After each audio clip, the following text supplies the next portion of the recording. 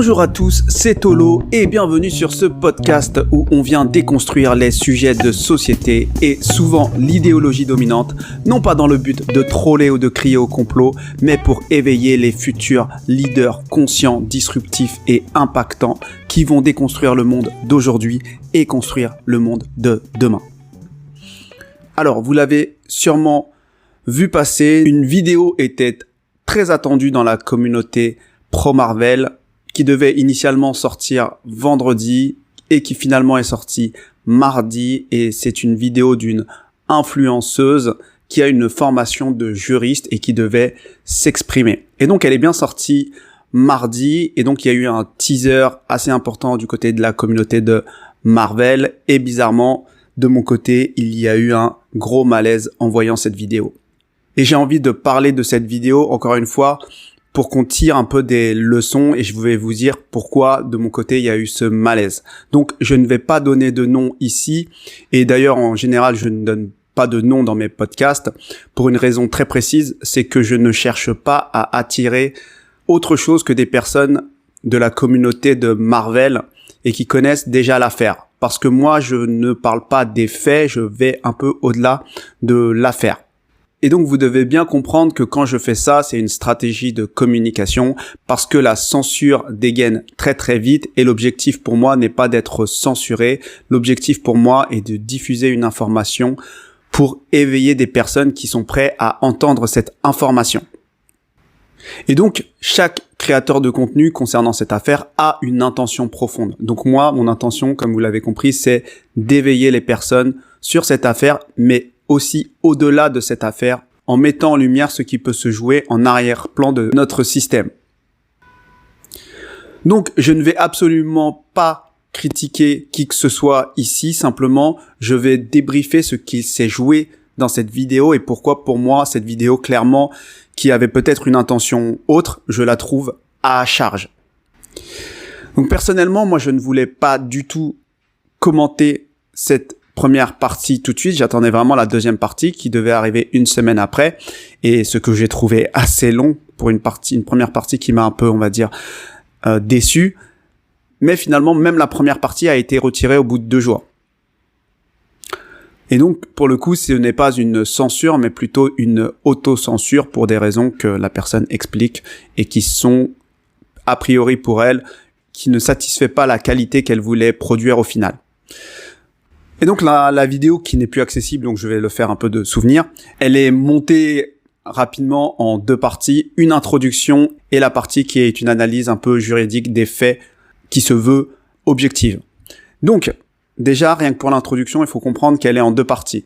Donc il y a ce que les médias ont dit de cette affaire et comment ils ont tourné l'affaire, avec une vision qui met pas en valeur, on va dire, Marvel, et une autre partie où on entend des audios de proches de Marvel qui parlent de Marvel, ou des vidéos de Marvel un peu plus touchantes et humaines que cette description un peu dure. Et donc concernant cette introduction où on voit les proches de Marvel, où on entend évidemment l'éloge quelque part de Marvel, en fait même cette partie-là pose problème. Je pense que l'intention a été très bonne, c'est-à-dire de rendre un Marvel un peu plus humain, et c'est très bien, mais sauf que dans l'ensemble de la vidéo, je trouve que ça pose réellement problème parce que évidemment que c'est une partie qui est subjective, et ce qui pose problème, c'est que on pourrait croire qu'elle fait partie des proches de la communauté Marvel puisqu'elle a accès à certains membres qui lui ont filé des audios, et que ces proches-là peut-être ont validé ou non la vidéo, et que au final, quand on voit la suite de la vidéo, elle est extrêmement à charge. Et je trouve que c'est un procédé, malgré elle, je pense qu'elle n'en était pas forcément consciente, mais c'est quelque part une technique d'influence qui joue contre le clan pro-Marvel, et je peux comprendre qu'ils l'ont mal pris, tout simplement parce que ça envoie le message que même les proches de Marvel peuvent tirer à balles réelles sur Marvel sous couvert d'objectivité. Et ça, je trouve que c'est un peu hardcore. Et je vais expliquer ici pourquoi je dis qu'elle a tiré à balles réelles sous couvert d'objectivité. Et en fait, déjà, il faut comprendre qu'elle est juriste avec un background de criminalité, il me semble. Et donc, dans cette vidéo, elle se positionne en tant qu'experte. Elle revendique une expertise. Et donc, il y a un argument d'autorité fort. Et dans son objectivité, elle a voulu finalement relever les infractions qu'il y avait dans les vidéos de Marvel. Et donc elle prend la première vidéo, le premier clash, et dans une vidéo, dans un échange que Marvel peut avoir avec un des gars de la partie civile, on comprend qu'il y a 3 infractions, dont 2 pouvant amener à la prison. Donc c'est la diffamation et injure à caractère racial. Et donc 45 000 € d'amende et 1 an de prison, il me semble. Et donc, la façon dont c'est amené, ce qu'elle dit finalement, elle le dit à titre informatif. Voici l'addition si tu fais ça. Et donc, elle continue à tirer à balles réelles dans la mesure où elle précise bien que le second degré et l'humour n'est pas retenu par la justice. Et donc, pareil, encore une fois, c'est à titre informatif et c'est de manière objective et c'est très intéressant à savoir. Mais à partir de là, elle a enterré Marvel. Car si sur une vidéo, il aurait pu avoir 45 000 € et 1 an de prison, imaginez sur toutes les vidéos qui sont montées, ne serait-ce que dans la vidéo de l'illustratrice. Là, en réalité, on pourrait lui mettre perpète. Et donc, c'est ça qui fait que inconsciemment, elle l'a chargé salement dans la manière dont elle a construit la vidéo en se positionnant en tant qu'experte, en tant que juriste, avec ce background-là, et en listant des faits avec l'addition potentielle pénale qu'il pouvait y avoir derrière.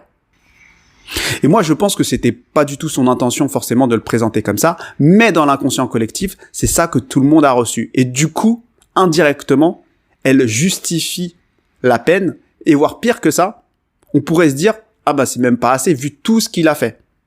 Si on prend la somme de tout ce qu'il a fait, il mériterait perpète. Et donc ici, ce que je veux pointer, c'est son approche qui se voulait objective et théorique.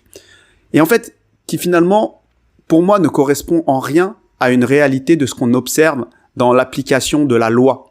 Et à l'écouter, finalement, quand on y pense, c'est que tous les youtubeurs, tous les médias devraient tous être poursuivis en justice, ne serait-ce que pour des blagues, pour des dramas, pour des vannes et encore d'autres choses un peu plus graves.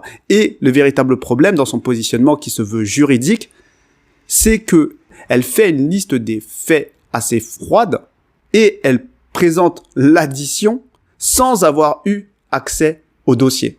Et c'est ça en fait qui pose problème dans cette approche, on va dire, juridique et neutre, c'est qu'elle présente les faits et l'addition, mais elle n'est pas l'avocat et elle n'a pas eu accès au dossier. Donc cette lecture juridique, en soi, elle est très instructive et très informative. J'ai pas de souci avec ça et je pense que c'est très intéressant de le savoir, ne serait-ce que pour nous dans nos communications. Mais si elle veut prendre ce positionnement, elle aurait dû non pas contacter les proches de Marvel, mais contacter les professionnels du droit dans cette affaire. Donc, l'avocat de Marvel, ou l'ex-avocat de Marvel, et effectivement l'avocat de la partie civile, pour être le plus juste et avoir les 2 sons de cloche. Et je pense que ça, c'est ce qui aurait été le plus juste. Et comme l'a dit l'avocat de Marvel, l'ex-avocat de Marvel, aucun avocat ne se prononce sur une affaire sans avoir vu le dossier. Et c'est le minimum. Et c'est très important, et je pense que c'est quelque chose qu'elle n'a pas fait et qu'elle aurait dû faire. En plus, elle a été reprise par l'ex-avocat de Marvel parce que ce qu'elle dit est faux. Littéralement. Ce qu'elle dit est faux, notamment par rapport au fait qu'il n'avait pas le droit de lire le courrier de l'avocat. Il avait le droit. Son ex-avocat dit il avait le droit. Notamment sur le fait que l'avocat de la partie civile avait une deuxième activité. Il y a effectivement des possibilités d'avoir une deuxième activité, mais c'est régi à des conditions qui sont très très claires. Et la question c'était est-ce que c'était le cas ou non. Donc c'est des questions ouvertes. En l'occurrence, aujourd'hui, il n'y a plus de traces de cette activité, il me semble. Moi, j'ai essayé de chercher, je ne vois plus de traces de cette activité. Et si c'était le cas, elle l'aurait sûrement attaqué en diffamation en plus. Et d'ailleurs, c'est peut-être le cas, mais je n'ai pas accès au dossier, donc je fais simplement des suppositions. Et donc, du coup, ce que je veux dire, c'est que elle a présenté des faits qui ont chargé Marvel et certains des faits n'étaient pas justes. Et donc, ce qui pose pour moi un problème de posture dans l'approche de cette vidéo. Et surtout, quelque chose qui est très important, c'est qu'il y a la facture à présenter, il y a aussi en vérité ce qui se passe dans la vraie vie et l'application des lois telles qu'elles se fait dans la vraie vie. Parce que comme je le disais, si on appliquait vraiment les lois et on poursuivait tout le monde en justice, je pense qu'il y aurait pas beaucoup de personnes en liberté en réalité.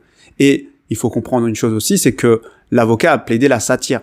Et aux dernières nouvelles, la satire, c'est quelque chose qui est possible. C'est le fait de caricaturer des personnes publiques. Et il s'agit ici que de personnes publiques. Donc je pense que ça a été très maladroit finalement de parler de cette affaire sans avoir contacté l'avocat, notamment en attaquant ce point de vue qui était le point de vue juridique et lister les faits et les infractions et présenter la facture à la fin. Et si je compare avec ce qu'a fait Héloïse de Castelnau, qui est une approche encore très différente, puisque elle-même est avocat et elle-même sait ce qu'elle a le droit de dire et de pas dire, déjà elle a beaucoup plus parlé au conditionnel, elle a beaucoup plus posé des questions et elle a surtout dit ce qui se pratiquait en général en termes de procédure et elle a mis sur la table ses étonnements. Et malgré tout ça, elle s'est pris une procédure ordinale.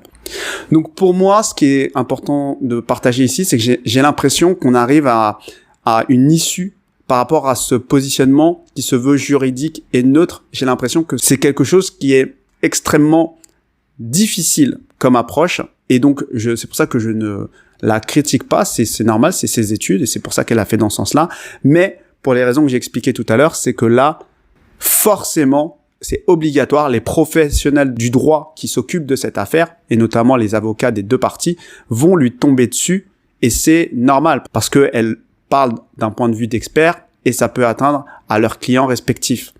Et finalement, là, on pourrait même imaginer, je dis pas que c'est le cas, mais que là, ce soit le clan Marvel qui habituellement se plaint de censure, et qui, pour le coup, pourrait lui demander de retirer sa vidéo. Et donc, dans tous les cas, c'est qu'on arrive, évidemment, vous l'aurez compris, c'est que avec cette affaire-là, on arrive dans un peu un nouveau monde de censure et d'autocensure qui va de plus en plus, je pense, ressembler à la justice américaine où ceux qui sont éduqués et qui connaissent les règles vont dégainer et faire des procès à tout va et avec cette jurisprudence vont peut-être pouvoir gagner beaucoup plus facilement. Et donc, on aura évidemment encore plus, déjà c'était le cas, mais on aura encore plus cette justice à deux vitesses. Mais moi, la question que je me pose, c'est est-ce que dans cette affaire, on peut finalement être objectif? Et ça, c'est une vraie question, parce que c'est ce qu'elle a voulu faire avec sa casquette évidemment de juriste, et c'est un exercice extrêmement difficile, parce que là, elle est sur le radar, en plus c'est une influenceuse qui a quand même pas mal d'abonnés, il me semble.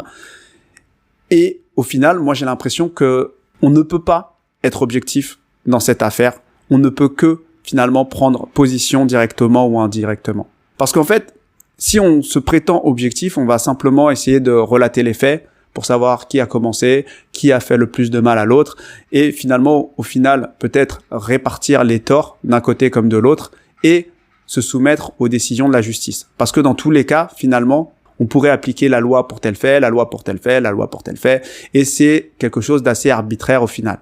Alors qu'en réalité, au-delà de toutes ces questions, c'est que est-ce que c'est juste aujourd'hui qu'un homme soit en prison et qu'il subisse tout ce qu'il a subi pour ce type d'affaires-là? Pour certains, ça va être oui, et donc ils vont s'arrêter à la décision de justice. Et pour moi, en tout cas, personnellement, c'est non. C'est pas possible. Et moi, qui ne trouve pas ça juste, finalement, est-ce que je peux fermer les yeux sur tout ce qui a amené finalement à cette injustice? Personnellement, je ne peux pas. Et donc du coup, je pense qu'en vérité, on ne peut pas vraiment être neutre sur cette affaire. Sinon, on pourrait juste dire que on s'en remet à la justice, mais on voit comment la justice gère les différentes affaires et on peut se poser la question au-delà de cette affaire. Pourquoi certains sont en liberté et certains sont en prison pour des faits et des crimes identiques et voire pour certains qui sont encore en liberté pour des choses bien plus graves.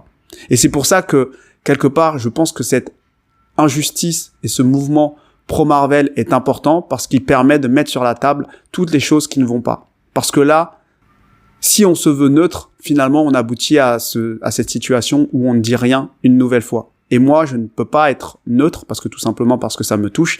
Et c'est pour ces raisons-là que je fais ces podcasts-là. C'est pour éveiller par rapport à cette affaire. Et j'invite toutes les personnes, selon leur sensibilité, à éveiller.